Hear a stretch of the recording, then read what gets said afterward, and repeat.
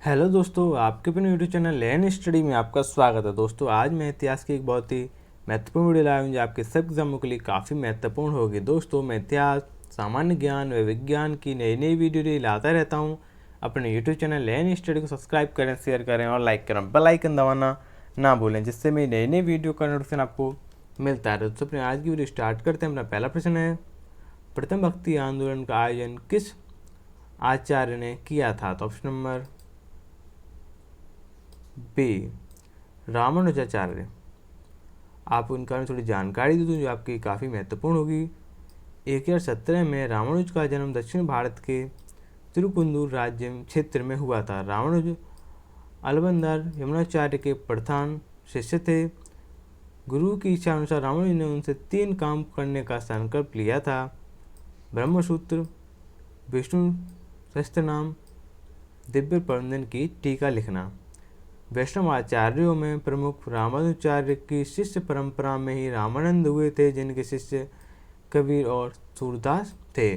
रामानुज ने वेदांत दर्शन पर आधारित अपना नया दर्शन विशिष्ट द्वैत वेदांत गढ़ा था। अपना अगला प्रश्न है, आना सिटी का प्रचलन किस शासक ने करवाया था? तो option number C, Shahjahan.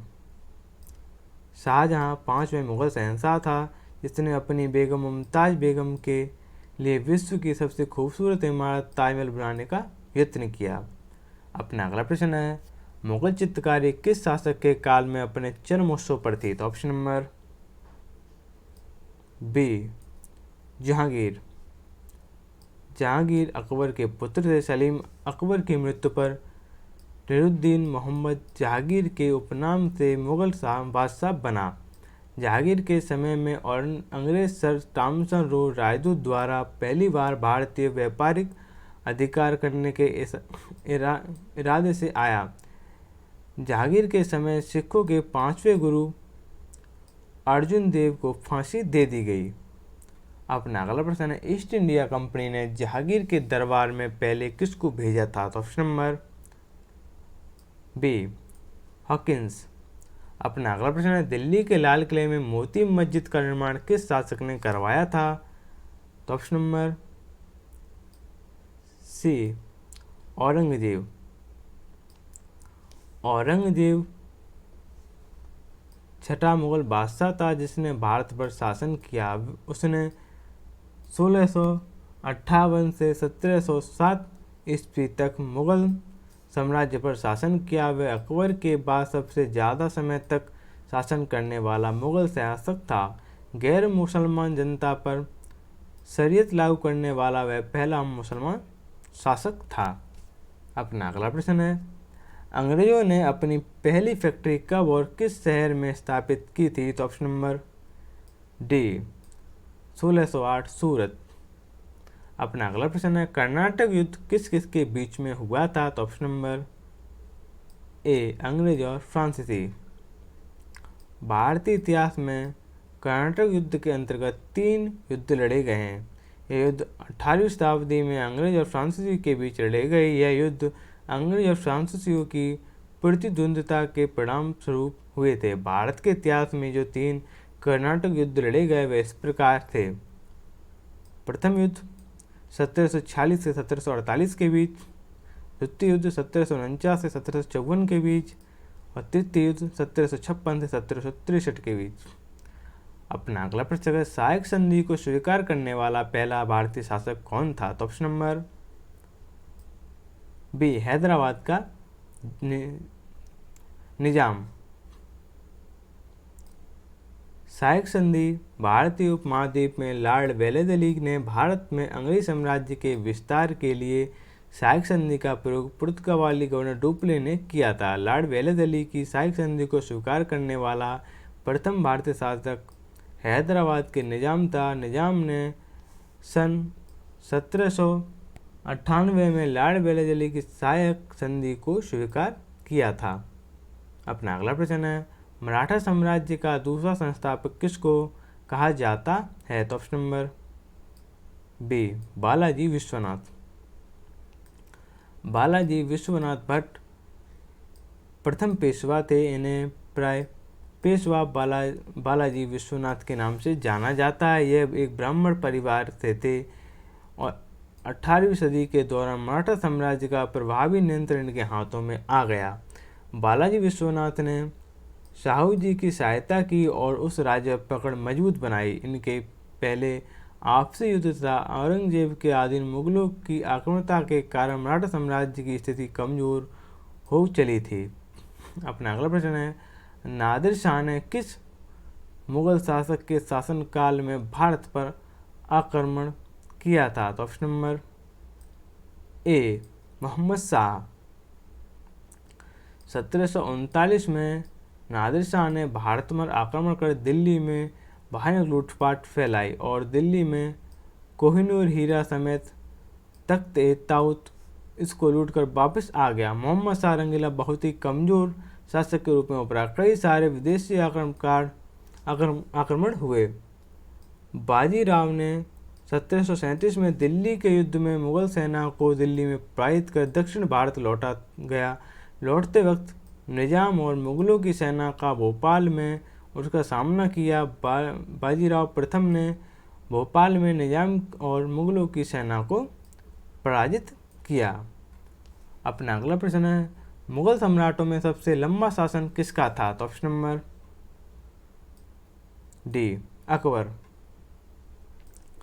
Akbar का जन्म राजपूत शासक राणा अमरसाल के महल उमरकोट सिंध में 23 नवंबर 1542 को हुआ था। यह बादशाह हुमायूं का हाल ही की विवाहिता बेगम हमीदा बानो बेगम के साथ शरण लिए हुए थे। इस पुत्र का नाम हुमायूं ने एक बार स्वप्न में सुनाई देने के अनुसार जलालुद्दीन मोहम्मद रखा। अपना अगला प्रश्न है, विजयनगर साम्राज्य किस नदी के किनारे स्थित था? तो ऑप्शन नंबर बी तुंगभद्र नदी। विजयनगर साम्राज्य मध्यकालीन दक्षिण भारत का एक साम्राज्य था।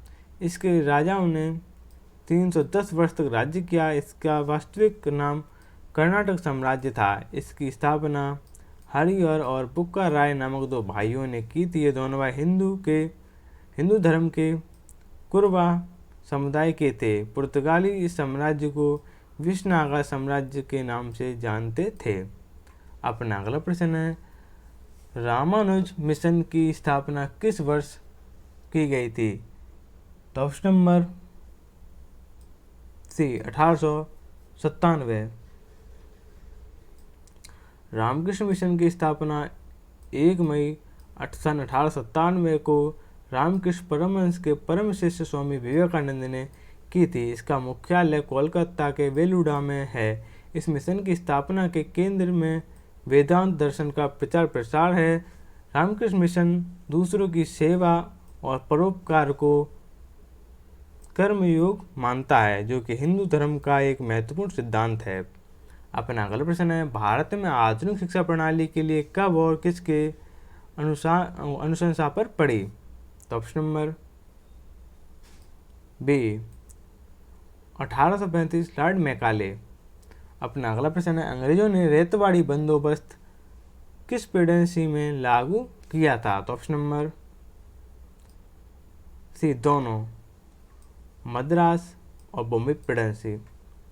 अपना अगला प्रश्न है, बहमनी राज्य की स्थापना किसने की थी? तो option number C Alauddin Hasan. Bahmani सल्तनत दक्कन का एक इस्लामिक राज्य था। इसकी स्थापना 3 अगस्त 1347 को एक तुर्क अफगान सूबेदार अलाउद्दीन बहमन शाह ने की थी। अपना अगला प्रश्न है, सल्तनत काल में प्रचलित डाक व्यवस्था का विस्तृत विवरण दिया है। तो option number B Ibn Battuta. Ibn Battuta अरब यात्री, विद्वान तथा लेखक। उत्तर अफ्रीका के मोरक्को प्रदेश के प्रसिद्ध नगर ताजियर में इसका जन्म हुआ था। इसका पूरा नाम मोहम्मद बिन अब्दुल्ला इब्न बतूता था। निर्मता इसने लगभग 75,000 मील की यात्रा की थी। इतना लंबा भ्रमण इस युग के शायद ही किसी यात्री ने किया हो। अपनी यात्रा के दौरान भारत भी आया था। अपना अगला प्रश्न है, चंगेज खां भारत की उत्तर पश्चिमी सीमा पर किसके काल में आया था? तो option number C Iltutmish. Shamsuddin Iltutmish Delhi सल्तनत में शमसी वंश का एक प्रमुख शासक था। तुर्की राज्य संस्थापक कुतुबुद्दीन ऐबक के बाद वो उन सभी शासकों में से एक था जिसने दिल्ली सल्तनत की नींव को मजबूत किया। वह ऐबक का दामाद भी था। उसने 1211 से ईस्वी से 1236 ईस्वी तक शासन किया। राज्याभिषेक के समय से ही अनेक तुर्की अमीर उसका विरोध कर रहे थे। अपना अगला प्रश्न है, दिल्ली सल्तनत का वह प्रथम सुल्तान कौन था जिसने स्थायी सेना रखी? तो option number B Alauddin Khilji. Alauddin Khilji Delhi सल्तनत के खिलजी वंश का एक दूसरा शासक था। उसका साम्राज्य अफगानिस्तान से लेकर उत्तर मध्य भारत तक फैला था। इसके बाद इतना बड़ा भारतीय साम्राज्य अगले 300 सालों तक कोई भी शासक स्थापित नहीं कर पाया था। अपना अगला प्रश्न है, कौन सा शासक सुलेखन में निपुण था? तो ऑप्शन नंबर सी मोहम्मद बिन तुगलक। मोहम्मद बिन तुगलक दिल्ली सल्तनत में तुगलक वंश का शासक था। गयासुद्दीन तुगलक की मृत्यु के बाद उसका पुत्र जूना खां मोहम्मद बिन तुगलक के नाम से दिल्ली की गद्दी पर बैठा। उसका मूल नाम उल्लुग खां था। राजमुंदरी के एक अभिलेख में मोहम्मद तुगलक को दुनिया का खान कहा गया है। अपना अगला प्रश्न है, तैमूर ने किस शासक के काल में भारत पर आक्रमण किया था? तो option number C Nasiruddin Mohammad. Nasiruddin Mahmud तुर्क शासक था जो दिल्ली सल्तनत का 8वां सुल्तान बना। यह भी गुलाम वंश से था।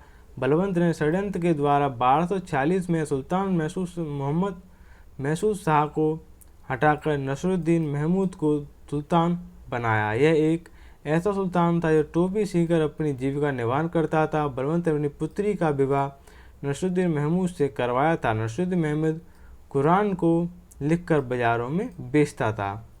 अपना अगला प्रश्न है, तराइन के किस युद्ध में भारत में मुस्लिम शक्ति की स्थापना हुई? तो ऑप्शन नंबर बी द्वितीय। राजपूतों द्वारा लड़ा गया पहला युद्ध तराइन की लड़ाई थी। इस युद्ध में चौहान राजवंश के पृथ्वीराज ने मोहम्मद गोरी को हरियाणा में थानेश्वर के निकट तराइन में पराजित कर दिया था। तराइन की दूसरी लड़ाई भी तराइन में ही लड़ी गई, जिसमें मोहम्मद गोरी के द्वारा पृथ्वीराज चौहान को पराजित किया गया और मार दिया गया। अपना अगला प्रश्न है, अमीर खुसरो को किन भाषाओं का विद्वान था? तो ऑप्शन नंबर डी हिंदी और फारसी। अबू हसन यमुद्दीन अमीर खुसरो 14वीं सदी के लगभग दिल्ली के निकट रहने वाले एक प्रमुख कवि, शायर, गायक और संगीतकार थे। वह पहले व्यक्ति थे जिन्होंने हिंदी और फारसी को एक साथ लिखा। वैसे पहले उन्हीं ने ही अपनी भाषा के लिए हिंदवी का उल्लेख किया था। वह फारसी कवि भी थे। अपना अगला प्रश्न है, मोहम्मद गोरी को किस शासक ने सबसे पहले पराजित किया था? तो ऑप्शन नंबर बी भीम द्वितीय। मोहम्मद गोरी 12वीं शताब्दी का अफगान सेनापति था जो 1202 ईस्वी में गौरी साम्राज्य का शासक बना। उसका पहला आक्रमण मुल्तान पर था। पाटन के शासक भीम द्वितीय पर मोहम्मद गोरी ने 1178 में आक्रमण किया, किंतु मोहम्मद गोरी पूरी तरह पराजित हुआ। मोहम्मद गोरी को खोखर नामक जाट उपसमूह के लोगों ने अपने राज्य बहरा के ऊपर हुए हमलों के बदला लेने के लिए मार डाला। अपना अगला प्रश्न है, क्यूबा की राजधानी क्या है? तो ऑप्शन नंबर ए हवाना। दोस्तों वीडियो कैसी लगी कमेंट करें। अपने यूट्यूब चैनल लेन हिस्ट्री को सब्सक्राइब करें, शेयर करें और लाइक करें।